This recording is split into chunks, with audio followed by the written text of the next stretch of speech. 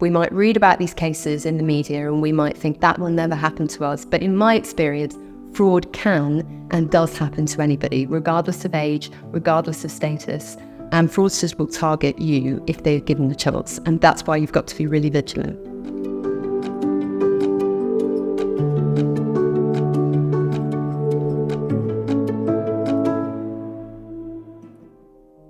So we've just published a white paper around fraud, and the title of the white paper is Generation Fraud, is Social Sharing Putting Younger Generations at Risk? And the whole point of doing the white paper and the reasons why we kind of looked at doing this as a research topic was because at the moment a lot of banks and organisations are talking about fraud because it is a huge issue and it is a huge problem in the UK, and it's one that's not been tackled appropriately just yet. They're infiltrating different areas of our society, including healthcare, banking, and along with COVID, they started focusing on personal vulnerabilities people have with their family relationships, going through WhatsApp channels to say, "Mom, could you wire me some money?" So they're reaching out to society in ways that they will get them to interact using their emotions. Broadly speaking, there are two different types of fraud.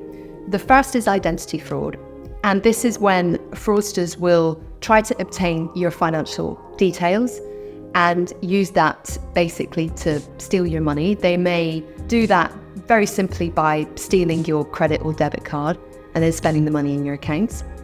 Or they might hack into a company's database that holds your personal information, and then either they get enough information through doing that to raid your account, or they might have enough information to contact your bank and then try and trick their security systems into giving over your financial details. So when we surveyed adults across the UK, we did find that it was more likely that people who are in a kind of a younger cohort would have shared potentially sensitive information online. So in the 24 to 35 age bracket, around 35% of people had shared enough information that they could potentially become a target from fraud. But also, when we asked people if they were fearful about the possibility of fraud in the future using technology like AI, it was the younger generations that were the least fearful. So Gen Z, only about 54% of them were concerned about future fraud, 60% of millennials. But then if you look at the silent generation, it was more like 82%. So we've got this kind of issue where younger people are more likely to have shared information that could be used, but they're also the least fearful and the most overconfident about the dangers and probably not taking it into consideration as much as they should do. Fraud is a huge problem in the UK, and it's becoming bigger and bigger issue, especially push payment fraud. That's when somebody sends you details and tricks you into making a payment to them.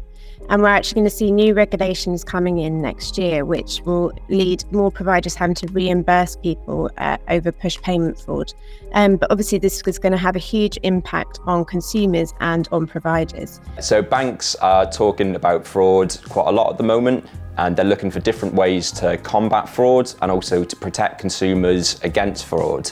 We've been advising banks to educate their customers so that they can identify what a contact looks like from their bank. And so banks are no longer sending or pushing data out. They're constantly warning their clients that, we're never going to contact you. We're contacting you to tell you we're not going to contact you. So please don't interact with anything that you haven't sought out yourself. So we've seen quite a few innovations this year from some of the banks in order to combat this type of fraud. So for example, Monzo have introduced a call status feature. So this is when you receive a call from someone saying they're from Monzo, you can go onto your app and actually see if there's an active call with somebody at the bank. Obviously, if there's not an active call, you therefore know it's a fraudster and you should hang up. There are steps that we can all take to prevent our financial details from getting into the wrong hands. And that goes beyond basic safety measures, such as looking after your credit and debit cards.